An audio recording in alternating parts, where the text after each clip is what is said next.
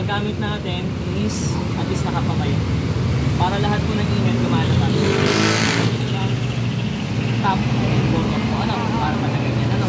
And then ang paggamit po, unahin natin kung mag-extension tayo. Extension muna. And then socket.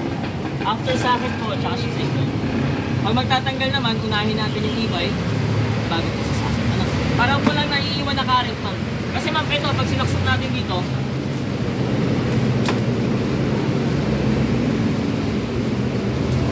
magkakaroon ng salubong yan. Pag ito sinaksak mo doon, mag-spark. So ang mangyayari doon, may tendency masira yung charger mo kasi may masusunod. Okay, yun yung ingatan natin. Nagsasalubong yung kuryente. Yes po. And then isa pa po, sa charger, para hindi natin malimutan, ang charger po natin is meron siyang cut-off.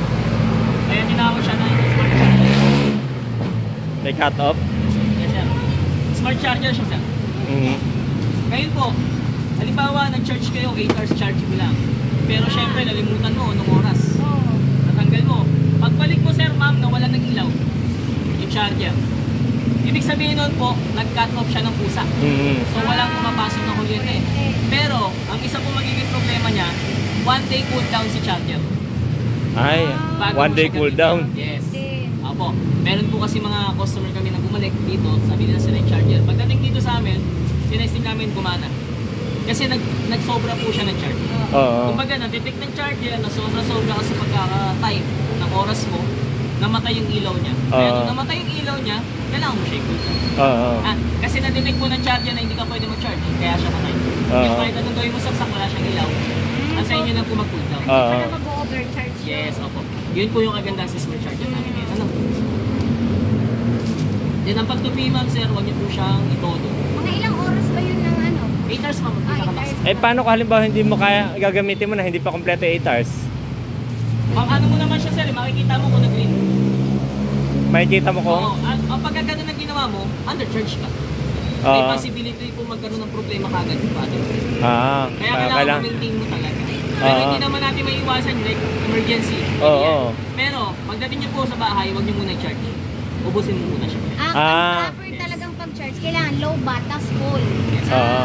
Yun yung kailangan natin. Ano? Kung hindi naman natin maiiwasan yan kasi emergency, pwede naman yun. Pero, wag mo i-charge ang hindi. Pagbalik, wag mo siya. Ilobat mo muna uli. Okay. Kamamin ako. Dito naman tayo sa no. Proper way po ng charging. Voltage po sa taas. Battery bar to. Okay. Yes po. 64 ma'am. Ito yung sumatotal na full charge. May tendency din pag nag-cool down ng battery mo galing sa charge 63. Yun yung pinaka-maximum talaga. 62, 63, 64. Hindi yung 100%? Yes po. Kasi voltage po siya ma'am. Kasi ang unit mo is 60 volts.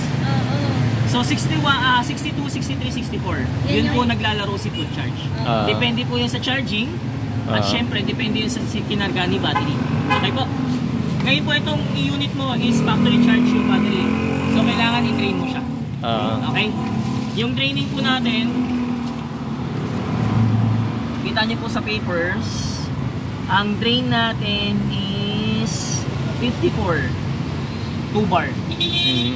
Pag 2 bar sir, ang nakita mong natira, tapos katumbas ng voltage 54 or 55, kakadyot na yun sir. Bitin na. So mangyayari dyan, may tutulak ka. Kasi kahit anong gawin mong power dyan, kahit anong patay mo, 54 na lang yung voltage. Kadyot na yun. So drain po yun. Si drain po is one time lang natin gagawin. Upon purchase lang po. Kasi upon purchase po natin, si battery po is factory charge lang. Kaya upon purchase, kailangan natin siya i-drain, then 12 hours charging. One time po, ano? 12 hours charging. Pag 2 bars na, i-charge na yun. Yes ma'am. Ngayon na, kung pagbili nyo. Ngayon lang, yung initial. Kasi ang factory charge. pinaka-regular niyo po, pag nabawasan po siya ng 1 bar, ang katumbas naman sa voltage is 57. Ayun po yung regular charging natin ng 8 bars. Okay, nandito naman siya ma'am. Nakanood. Ayan, 3 bar 57, regular charging natin 8 hours. Ayun po yung regular. Okay? Yun na yung pinaka-maintenance mo talaga sa battery. Pag 3 bars? Yes po. Pag 3 bars na, magcha-charge na talaga kami. Upon checking po ng 3 bars and 57 volts, pagbukas lang po ng e-bike, hindi mo siya pinatap. Yes ma'am ha. Kasi po, pag pinatap natin yan, babaw? 3 bar 57, may tendency umabot siya sa 2 bar pag hininto mo na. Kasi ang calcular po kasi ng 1 bar na natira, ang nabawas, 3 bar na natira, pag ginamit mo yan, at least 15 kilometer pa kaya pa, sir. Pero, mapupunta ka sa 12 bars charging. Pag sinagad mo siya. Okay po. Kaya yung drain is 1 time lang po. Okay? Kaya pag-purchase lang po siya talaga. So bali 1 bar pa lang ang bawas, charge na. Yes, sir. Ito yan. Complete naman yan. Yan nilagay ko. Okay. Kompleto po yan. Ano? Kaya may papers naman po kayong kapaano nito. Copy. Kasi ito copy namin to. Nandito rin po yung mga warranties namin. Ano? Ito naman papaliwanag ko mamaya para